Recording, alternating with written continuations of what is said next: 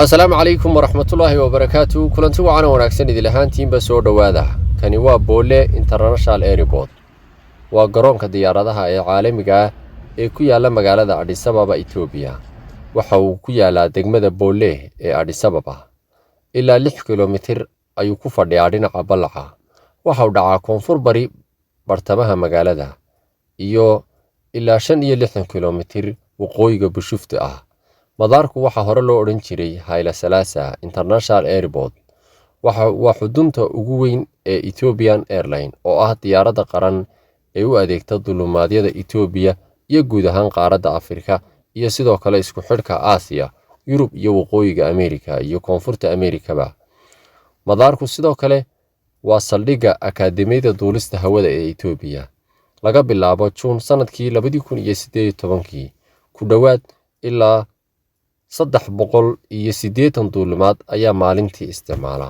waa mid ka mid ah garoomada ugu mashquulka badan qaaraddan Afrika iyo adduunkaba. dhinaca kale, airportkani waa airportka shanaad ee ugu weyn qaaradda Afrika. runwaygiisa diyaaraddu markay ka caso mararba isronsa diyaaraddu ma dhulka ayay la mari doontaa oo cirki way iska daysay dhererka runwayga diyaaraddu intay cararayso. waxa la furay qiyaastii 1962 waxa uu shaqaynayaa 62 sano. waxaa xusid mudan inuu aad ugu dhow yahay xaafadda Soomaalidu ay ka digto magaalada Addis Ababa ee Bolimike la yiraahdo. ayuu aad ugu dhow yahay oo 1 kilomitir waxoogaa iyo ilaa 2 kilomitir ayuu jiraa. markaa waa mid ay aad ugu dhow yihiin oo garoonka ay si fudud u yimaadaan. waxaanu ka galnay terminal cusub oo imika farta laga qaaday maalmo ka hor amba sanadkan bilowgiisii oo dhinaca localka loo sameeyay oo internationalki ahayn.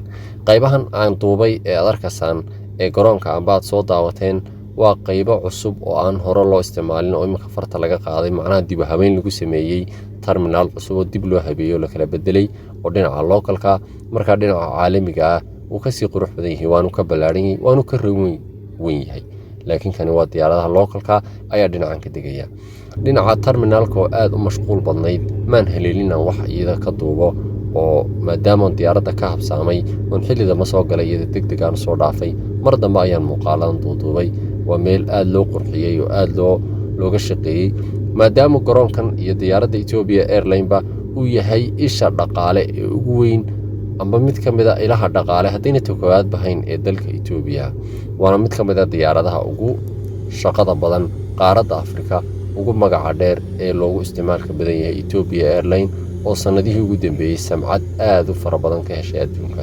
maadaama ay samayso ay tahay diyaaradda kaliya amba labaad ee samaysaba la yiri diyaaradaha ee duulimaadyada tooska ee ugu dhaadheer ee Yurub iyo Ameerika, sida waqooyiga Ameerika oo aad inooga fog iyo koonfurta Ameerika way tagtaa Ethiopia Airline.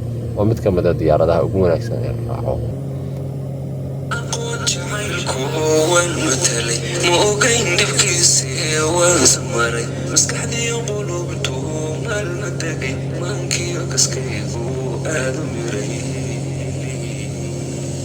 مجرد درنكو ملودي ويدن دين بوايو الململي موقيد كليو مغموغي والولا لسمابو ما فشيري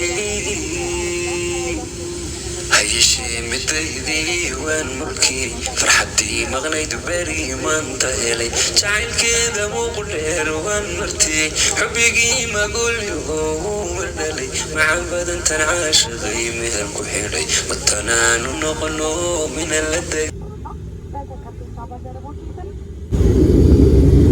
بعض البلوتات عندما يتعلم تماما والتي تقبل رأي الأير المنزل يا معنى لنعطى عن